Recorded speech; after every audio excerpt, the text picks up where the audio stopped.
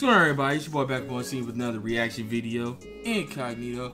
And today we guys are back on the scene yet again. We're on that Mr. Nightmare. So this one right here is 3 disturbing real basement horror stories. So what I'm gonna do before we get into this, like, share, and subscribe. We're trying to get to 1,000 subscribers, and then even getting more after that. We're just trying to get to that 1,000 point right now. It's the goal right now, and to try to, get even further with it. And like I say, like, sharing, and subscribing really helps out the channel a lot. It makes it help us grow stronger as a unit. So like I say, like, share, subscribe on it. And right here, the link, the original video link will be in the description box down below, which actually will lead to Mr. Nightmare's channel, so you can go ahead and like, share, and subscribe on his channel. You know what I'm saying? He got a bunch of like creepy content on there. It's great stuff though. It's great videos. So I wouldn't be sending y'all over there for one great content. So without further ado, let's get right into this. So late. Cause I remember he did a couple more basement stories. I think we reacted to some, matter of fact, like a couple months ago or a month ago. But let's see what these talking about right here. See how scary these things get. When my grandparents passed away, instead of my parents selling her house, they just let me live in it instead, since I was of moving out age anyway. I just had to pay the taxes and monthly expenses. At first I really enjoyed living alone, given that I could have whoever I wanted over whenever I wanted. But it quickly got lonely being alone, so I got myself a 2-year-old German Shepherd dog named Rocky. He was named after Rocky Balboa. Rocky's a very calm and gentle German Shepherd. He hardly ever barks, only when he feels threatened or if he's playing with another dog. I bought him a doggy bed the day after I adopted him and put it next to my bed. After I got Rocky, I always left the bedroom door open so that he could go get water at night if he were thirsty. One night soon after I adopted Rocky, I woke up to his barking coming from outside my room and down the hallway. I dizzily got out of bed to check what the hell he was barking at. I rubbed my eyes as I walked down the hallway, and when I opened them, I saw Rocky maniacally barking and clawing at the basement door. I didn't know what to do. Usually I'd call my dad to deal with something like this, but now it was on me, and I was terrified. I had to ask myself if I wanted Rocky to go down there with me. And I quickly realized there was no chance of me going down there alone. I opened the door ever so lightly, but it was enough for Rocky to push it open with his nose and run down the stairs. I flipped on the lights and followed close behind. Rocky was silent now, which I found a bit concerning. I looked around for him, calling his name, and then I saw him standing still, with his tail between his legs, looking up at something in an opposite corner of the room that was blocked by a wall. Rocky looked at me and his tail slightly raised as I approached him. I could now see what he was looking at. It was a closet door. Rocky's apparent bout of confidence was obviously short-lived, and he seemed to be back to his calm and timid self. All that was passing through my mind at that moment was, do I dare open this closet door right now?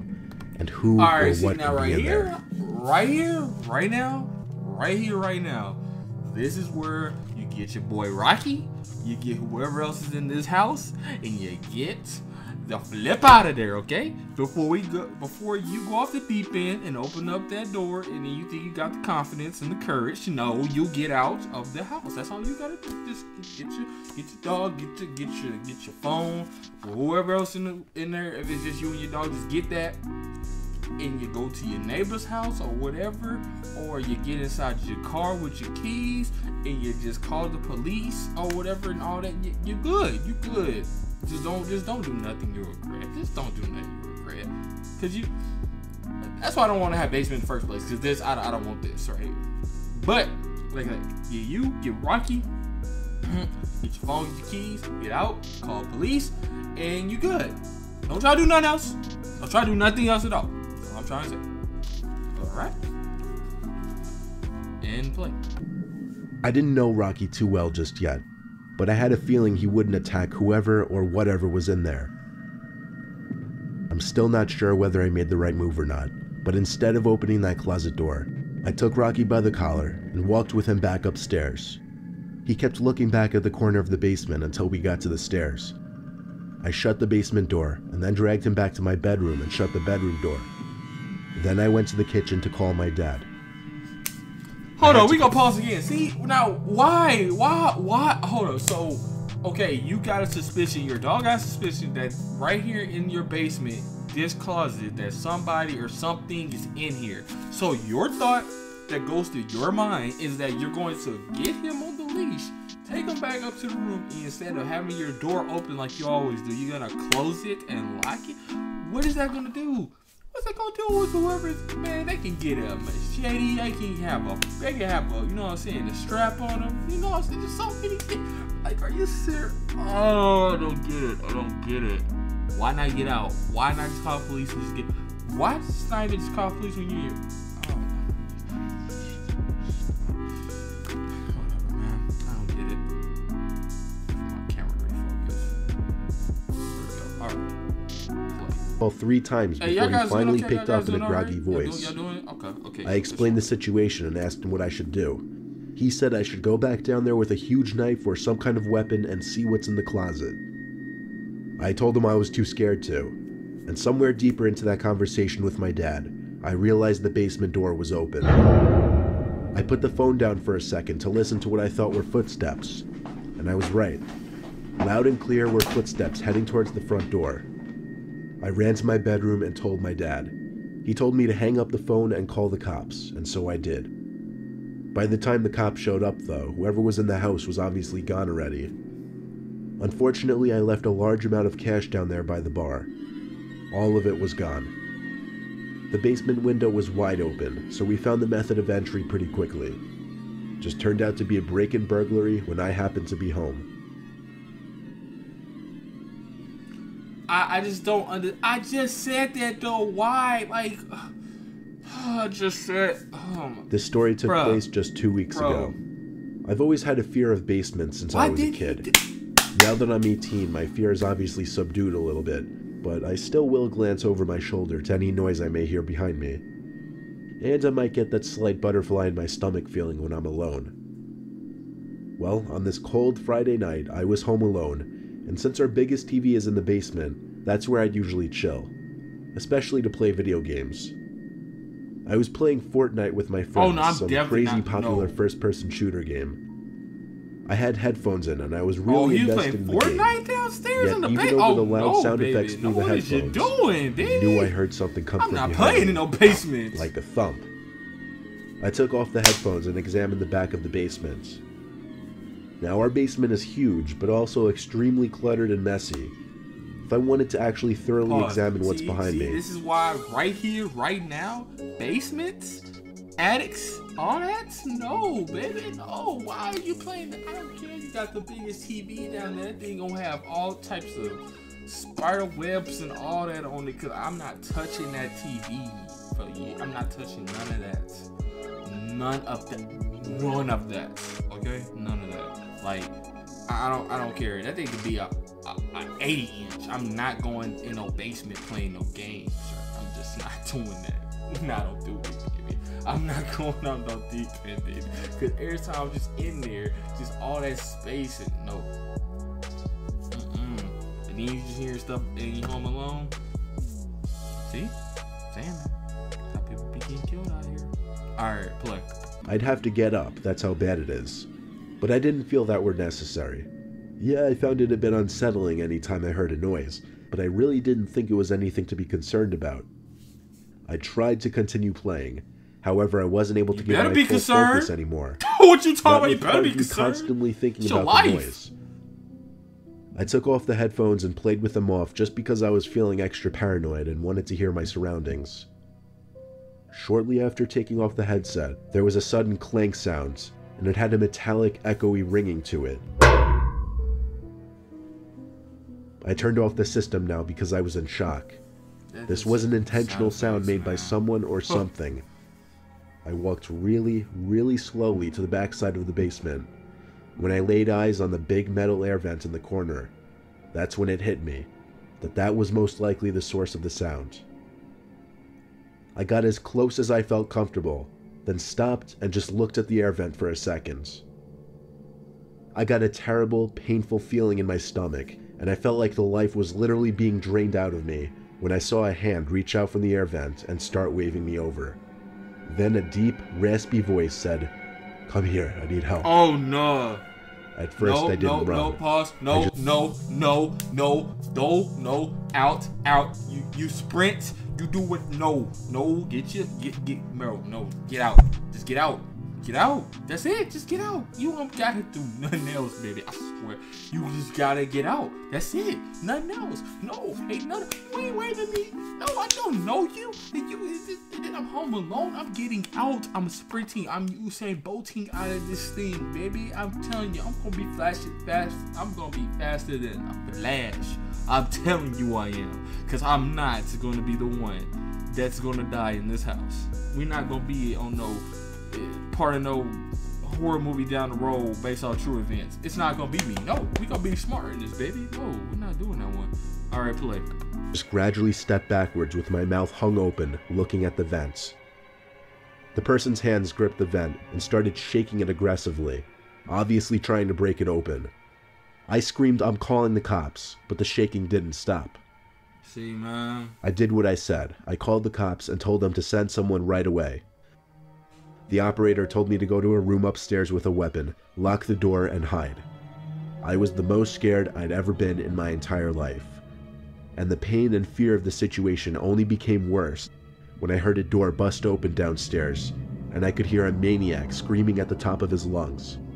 I'm not lying when I said he was screaming things like, "Where are you? I'm gonna kill you."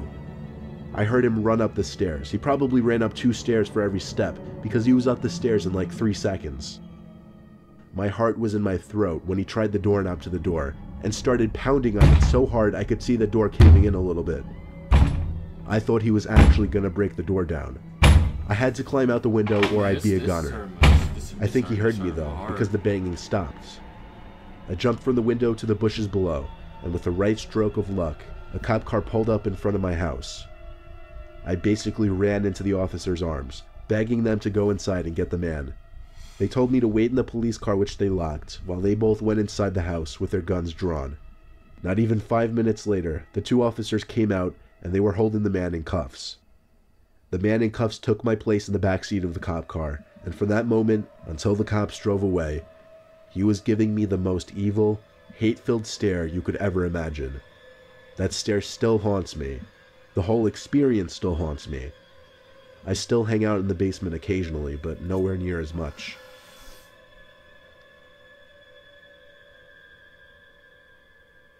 That's it. That's crazy, man. I just know, man. The story I'm about to tell you is a series of blurry memories from when I was a little kid and we were living in our old house. My brother and I always hung out in the basement where our dad has his hockey table, pool table, and video games. We usually played on his Super Nintendo system, but at some point, I don't remember when it started, my brother and I would hear things come from the boiler/laundry room.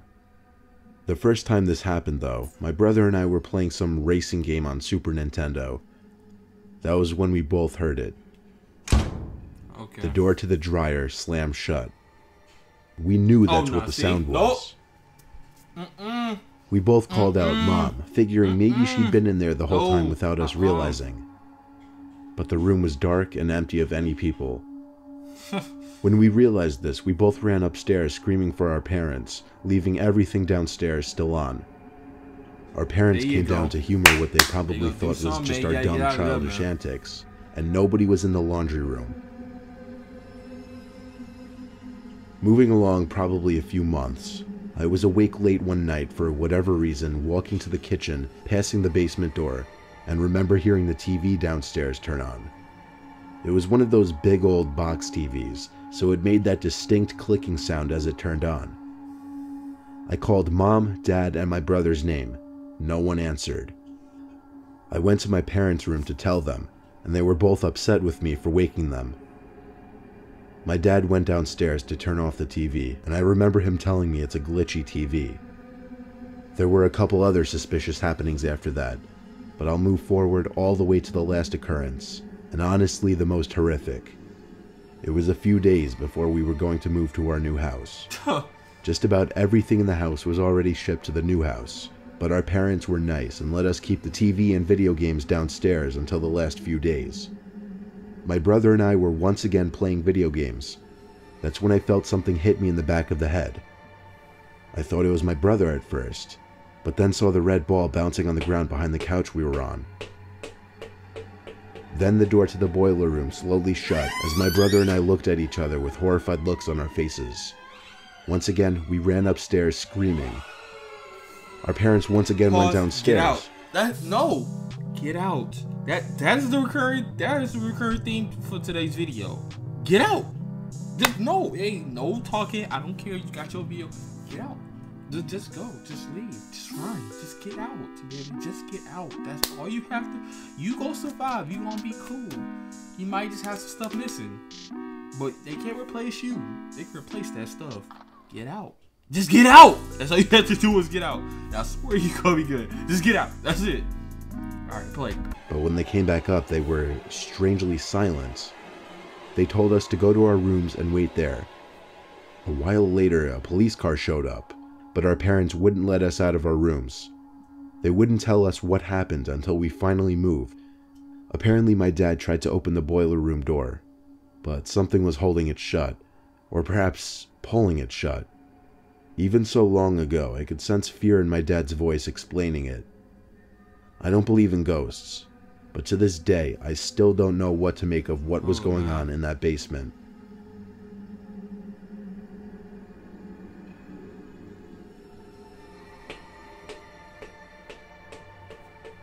Alright, man, we gonna pause right there. We gonna end it right there, man.